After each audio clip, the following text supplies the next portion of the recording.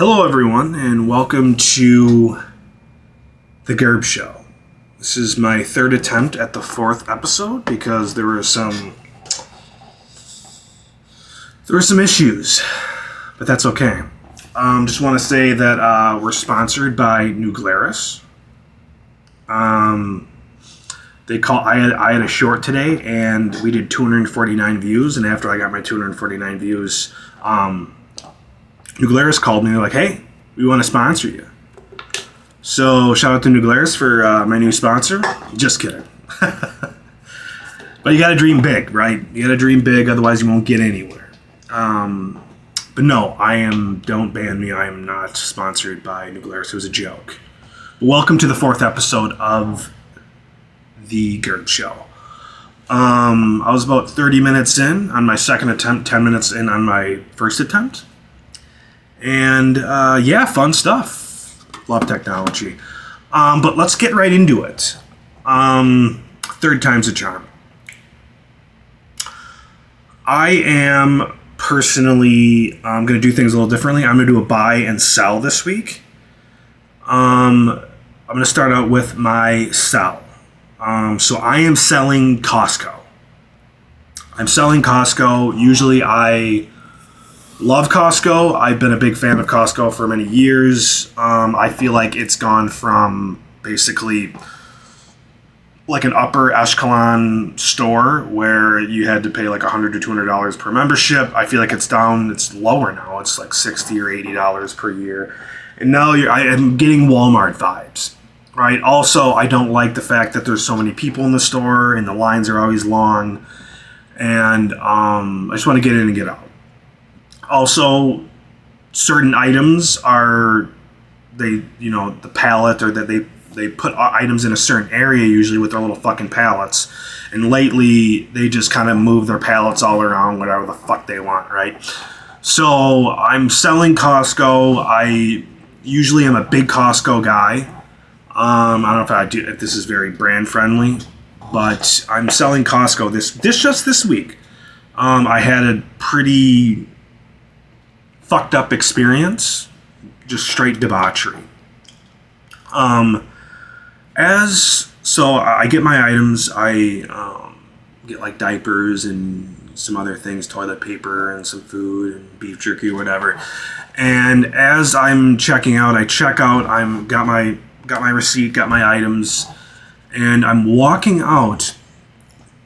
And there is two families of four sitting there, maxing a pizza, and these two guys get up with their fat fucking family, and he goes, "Yeah, Jim, it was a great dinner.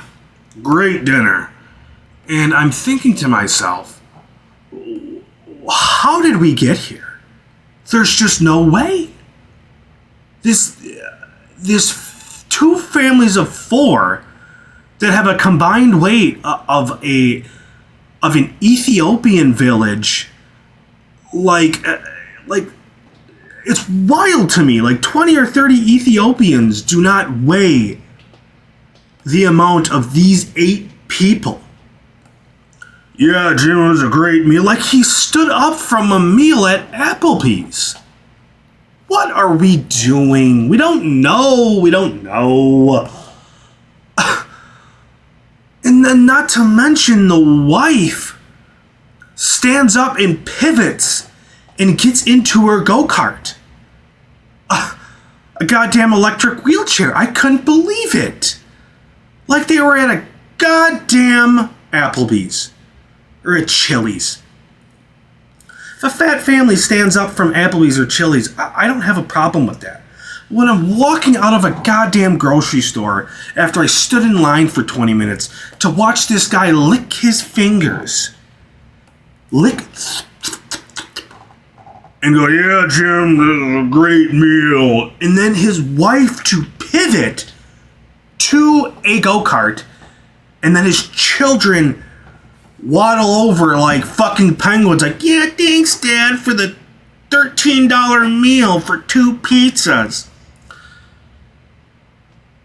Glad we had cash. We can't really put the hot food on food stamps." Like, what are we doing? Oh my God.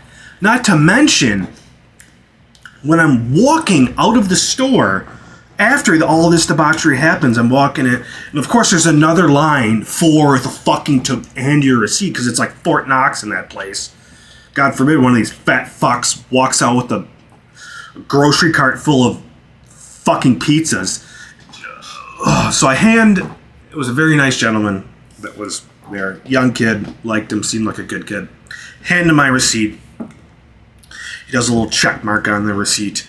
Walking out of the store, and an Indian dad and his son are walking into the store, right? And the Indian dad walks past me, and I kind of had to like move or like almost dodge this kid walking in. And he's walking in, finger fucking a nerd's rope, going. He walks past my cart, gets 2 inches away from my face, and goes, and then proceeds to throat fuck this nerd's rope down his gullet. And as he's eating it, I can hear the ticking in the nerd's rope flabbing around in his gullet. I can't make this shit up. There's no fucking way that after the debauchery with the family, that I'm just disgusted of this debauchery, that this kid is 2 inches away from my face, staring into my soul, going, finger fucking a nerd's rope. There is no way. I almost lost it. Straight out of that fucking Costco, I almost lost my shit. I almost lost it. And as I'm walking out, they're already in the store. I'm already like into the parking lot. I just burst out laughing. And there's this mom and their child walking in, and I'm just laughing my ass off. They probably thought I was the crazy one, right?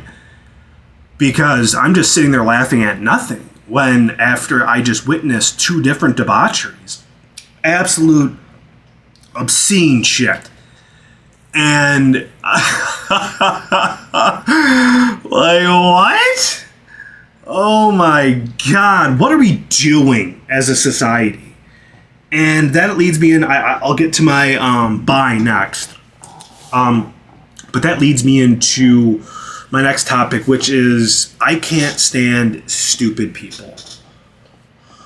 I think as a society we have a maybe the average IQ of anywhere from 70 to 100, when it used to be like anywhere from like 80 to 120.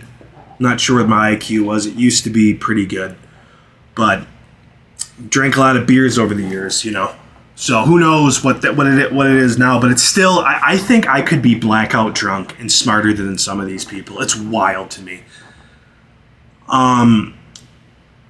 But yeah, I stupid people really grind my gears. You don't have to be. I mean, I can even deal with like semi-intelligent people, but people that are so stupid that they can't even think for themselves or just regurgitate anything that they hear on the news, or they don't have minds for themselves. It's wild to me. Like, what are we doing? What are we doing? I think schools are to blame. I think social media is to blame for stupid people. I think we're not teaching the right things anymore, and I think we've come to kind of like a standstill on things we can accomplish. And we're just kind of regurgitating and doing the same things over and over again, right? Like, that's my big thing about lately, stupid people have been really pissing me off, and then obviously the debauchery that I saw at Costco it's wild.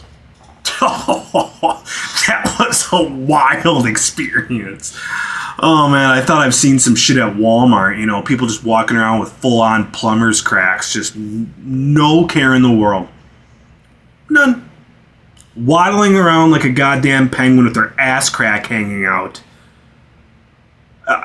I thought that was like Walmart was like, this just gets, and then not to mention all, you know, the people of Walmart, they have like 15 go-karts. But they don't. When I think back, there are no go-karts. You cannot get an electric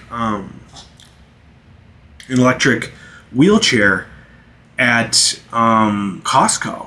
I don't think you can. She must have brought her own go-kart to Costco.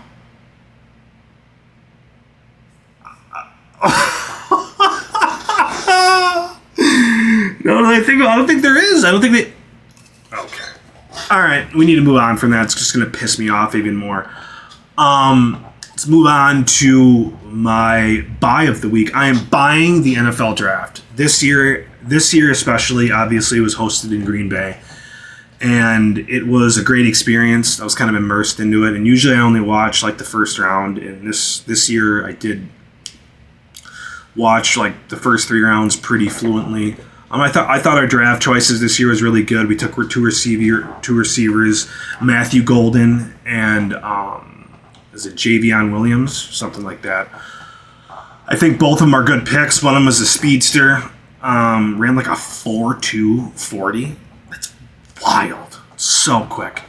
And the other guy ran like a 4.4, 4.5 or something. He's still quick. He's tall. He's kind of like reminds me of like a Christian Watson, 6'2" or 6'3", bigger guy.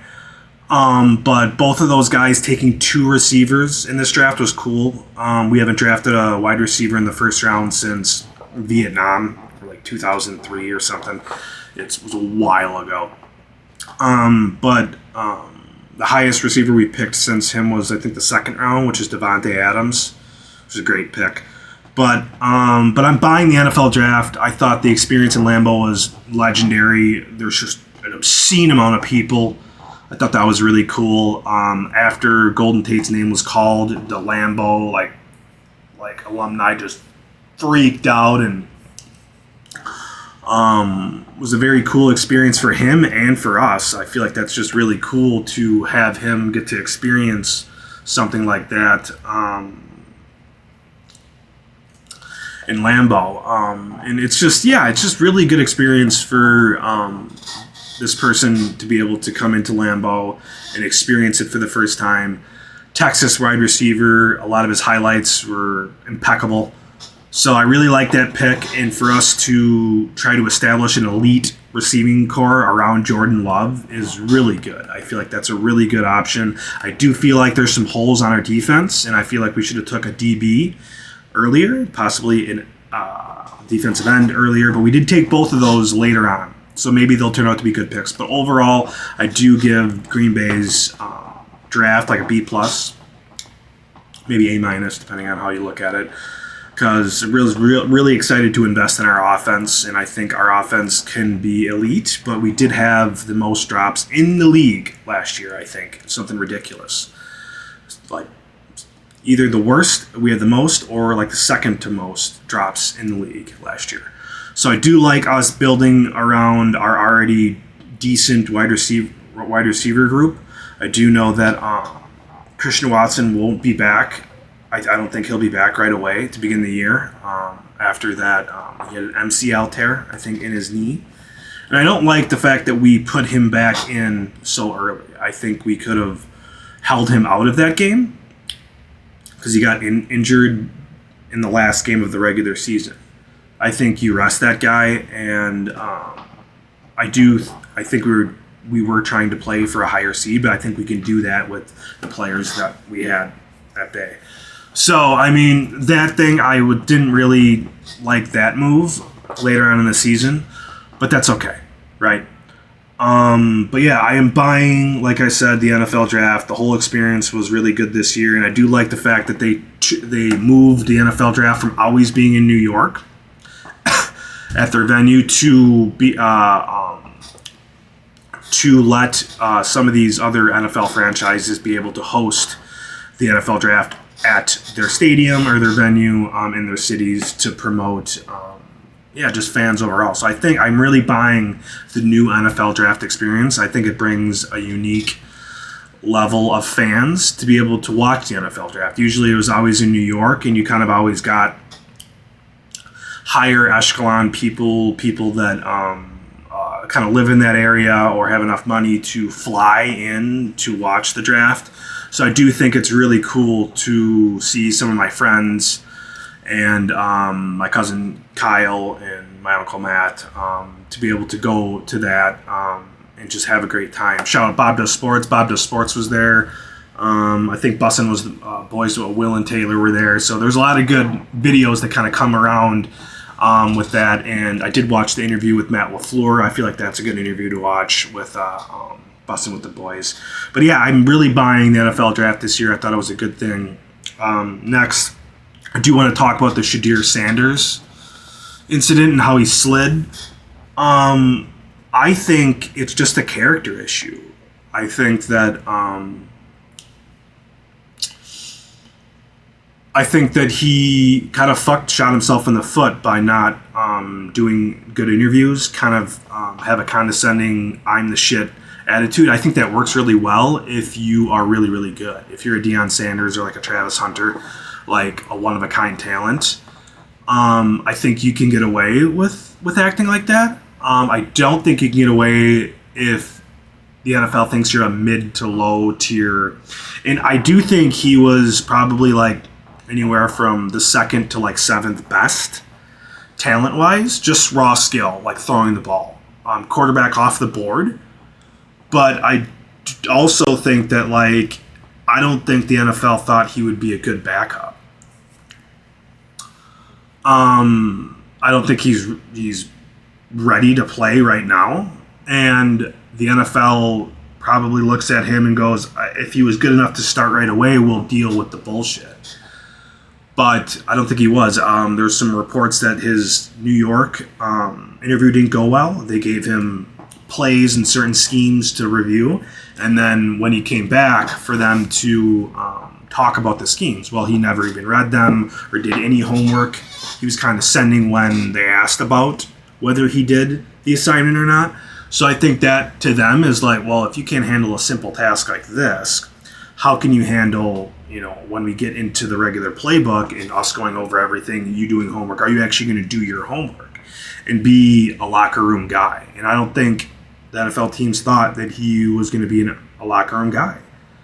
And that's kind of the way the NFL, out of all the other organizations, soccer, football, basketball, baseball, I think the NFL is the no-nonsense league, right?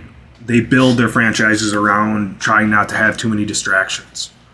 I think certain players and certain things that have happened over the years has plagued locker rooms, and they don't want to deal with it anymore. So when somebody like Deion, who's big everywhere he goes, both of his sons kind of have that larger-than-life attitude and personality, and I don't think that's necessarily a bad thing, but when it come off as condescending and not willing to do the homework and stuff like that, I feel like that's why he slid. I feel like the media hyped him up, and the NFL didn't take the bait, right? So I honestly think Shiloh, his other son, might be a better NFL prospect than him. I think because he went undrafted to the Bucs, whereas Shador got drafted into the Browns. Not to mention in 2017 or 18, Deion tweeted, he's like, my son's not going to the Browns and not going to some shit organization. So that to me was wild that he dropped that far. I didn't think he would go in the fifth round. I personally didn't think he was going to win the first round. I thought he'd be a second or third round pick. But it doesn't surprise me that it happened, just based on the fact that NFL teams don't want to deal with Deion and Shador's like larger-than-life attitude. With backups, especially with backups, you just kind of want them to fade into the background and be yes men and be good contributors to the locker room and your team, right? And if something happens to the starter, well, now's your time to shine, right? So I don't think Shador, I feel like if he had better interviews or if he was just talent-wise better, quicker, he's more of a pocket passer and doesn't really have that, doesn't have the legs, the quickness that other QBs have. So I think that was a factor too. I think we're getting out of certain schemes, and if you don't have certain attributes that align with certain offenses, I think people will pass, right? So if you're running a certain scheme and you need a quick quarterback, why would you draft a pocket passer, right? But if you're doing more of like a Mike McCarthy, or like a Brady offense, stay in the pocket, run the ball offense, I think Shedeur would probably fit well in some of those offenses. But I do think as a starter, just plugging him in right away, I think Shedeur would have probably excelled. But as a backup, we'll see. Maybe he proves everybody wrong, and he wins out the job as a backup, or whatever the case may be. I don't think he'll start in Cleveland, but I do think it's kind of funny that he fell after, and then Mel Kiper's loses his mind like, this is a debauchery. They are plotting against him. No, Mel, I don't think they're plotting against him. I just, I think they're seeing the writing on the wall, right? They don't want him to become a distraction. I just think that's the thing, and I don't think they thought he was good enough for. I don't think he was good enough to be that person. I think with big personalities, you need to make sure that you can either mold them into the person you want them to be, or you need to start them so they can be that way on the field, and they're happy, right? So that's kind of my thing on like the draft and everything. Next, I want to move into toxic gamers and cheaters and first-person shooters. I think toxic gamers and cheaters are ruining the FPS genre, whether that's Halo or Call of Duty or Apex or whatever you play. I think certain FPS games have become just a plethora of tryhards and cheaters and toxic people. It just makes you not even want to play these games anymore. And me and Kenner were talking about it, that some of these games are just, you don't even want to play anymore because of all the cheaters and the debauchery that goes on with these FPS. So it's wild to me that we don't have any better anti-soft software. We can't ban IP addresses that are doing these cheating, and it's just making the games unplayable, especially with Apex and certain things, whether that's Chronos or aimbot or soft aimbot, whatever the fuck they have. So it just sucks that that's kind of my like shtick on toxic and cheaters in FPS games. Next, I kind of want to get into the Masters. I thought the Masters was really good. I know it's kind of late. I was on vacation. But I thought the Masters experience was really good. My guy Bryson did kind of shit the bed, unfortunately. Congrats to Rory. Not a big Rory fan. I think he's a condescending asshole. And nobody even showed the clip of him on the practice round ripping a phone out of a fan's hands. And I realize you're not supposed to have phones at the Masters, but it was a practice round. And you didn't have to walk up to him and embarrass him and rip his phone out. You just could have called to a judge and be like, hey, can you grab his phone? He literally personally walked up to the kid and ripped the phone out of his hands. You can't have this. If he'd have tried to do that to me, I'd like, suck my ass, Rory. And twice on Tuesdays. Fuck you, bro. Probably got kicked out of the Masters, but maybe I'll add a clip of me saying, fuck off, Rory. But yeah, Rory is Rory. I feel like he got over the hump, and I think he'll win many more majors. I think he's done winning majors this year. I don't think he'll win another one. He's like, he's going to win so many majors. I don't think so. I think he had his Masters. I think he'll maybe win a major next year, but I think he had his hot streak, and now he kind of shits the bed. Yeah. That's kind of the way I look at it. Had a really good start to the season. Good for him. But I don't think the level of play is sustainable. I think something will piss him off and he'll fuck up again like he almost fucked up that Masters. That should have been either Bryson or Justin Rose's Masters, in my opinion. And yeah, he just showed resilience after he hit the ball into the water, and I think it's like 13. And kind of bounced back after that. He hit a shitty tee shot on whatever hole that is, and then hooked the ball around the trees onto the green for like a 7-foot or 6-foot eagle putt, which he missed and then birdied. But still, I think there's a lot of things that he did wrong that he probably should have lost. Even on the original 18th, before they went into the playoff, he hit the ball into the bunker and ended up bogeying, I think. Yeah, he just needed a par to win. He ended up bogeying that hole and dropping a shot, and ended up tying with Justin Rose, where they went to the playoff. And then he hit the exact same shot to like 3 or 4 feet after he just hit into the bunker, the exact same shot. So I think his nerves do get to him at the end of majors, and I don't think that's going to change. I think you are the way you are, and I think obviously it's a big relief that he did win a major after fucking 13 or 14 years. And hats off to him. Loved the Masters. Loved that. It was a really entertaining Masters, so I really did like that Masters. But that's all I have to say about that. My next thing I want to get into is kind of a little off topic from where I was at, but I always want to talk about this. My theory from 1947, aliens landing in Roswell, New Mexico until now. Basically, the alien races that oversee us, they oversee everything but won't intervene in our evolution. They've kind of made an agreement to not intervene. In 1952 or 1953, Dwight D. Eisenhower signed a treaty with these aliens at some Edward fucking airbase or whatever it was. Said he had to go to a dentist appointment, but we all know that's fucking hogwash. But if you look at our evolution and our technology from the 1900s to now, we were basically didn't have cars. We were horse and buggy in 1890 or 1900. And now we basically walk around with handheld computers, have cars, flying cars, planes, spaceships.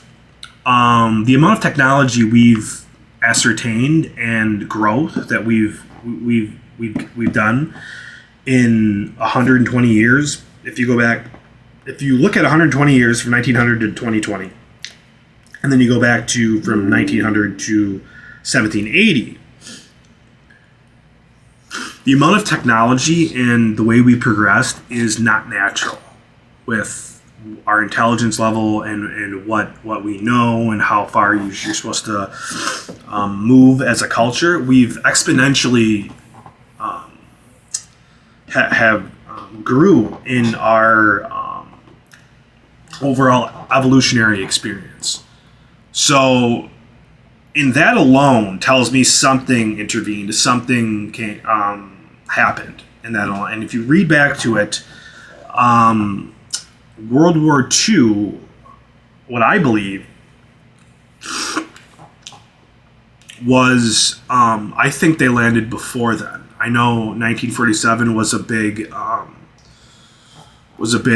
thing of like, oh, yep, they landed, and there was a big newspaper article, flying disc found in New Mexico, right? Roswell, New Mexico. But I think World War II was fought between the small grays and the tall whites. If you think about it, Hitler was some guy at his mom's house painting, like he was a fucking painter that lived at his mom's house. And all of a sudden he just like rose to power. I don't know. The whole thing makes me think there was something else going on too. But that's another conspiracy. We'll get into that. But I just kind of wanted to talk about the aliens and the fact that we're seeing a lot of orbs now. I don't know what that's about. They're in New Jersey, in Arizona, and a lot of other places. I think there's a lot of them seen in Brazil. A lot of Brazilian videos on this stuff. And I think it's just really dumb to think that we're the only intelligent race in all of the galaxies and stars. I think that's really stupid to think, right? So, but yeah, that's kind of my take on the whole like alien thing. I would go more into depth, but I kind of wanted to keep this video to around 30 minutes. not get too long. So that's my episode for the Gerb Show. Hope you all liked it. And tune in next week. I think I'm going to do another episode like Saturday or Sunday. So tune in next week for the next episode of the Gerb Show. And thanks for stopping by. Catch you on the flip side.